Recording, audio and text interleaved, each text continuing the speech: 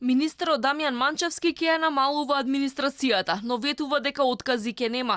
Ќе ги мотивира службениците доброволно да се префрлат во приватниот сектор. Не одговори кога и на кој начин тоа ќе се случи. Само напомена дека процесот ќе заврши до крајот на годинава.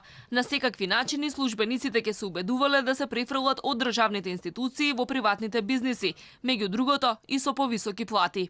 Нормално дека еден од аспектите и по голема мотивација од финансиски аспект, но не е секогаш и тоа. Некогаш луѓето бараат и друг тип на професионална надградба и шанса да бидат вклучени во овие, би рекол, историски процеси.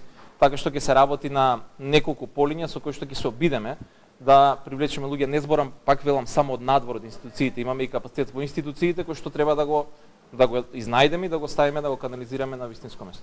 И додека министерот најавува намалување на обемот на администрацијата, признава дека нема доволно кадар за преговори со ЕУ и најавува дека ќе бара експерти надвор од администрацијата. Од друга страна, постојано се објавуваат огласи за нови вработувања. За само една година регистрирани се 3346 повеќе вработени во јавниот сектор. Манчевски вели дека новите вработувања биле оправдани. Вработувањата се однесуваат во делот на образование, во делот на труд, социјална политика, градинките и центрите за социјална работа и во здравството, значи во оние области каде што имавме заедниче детектирано дека постои недостаток.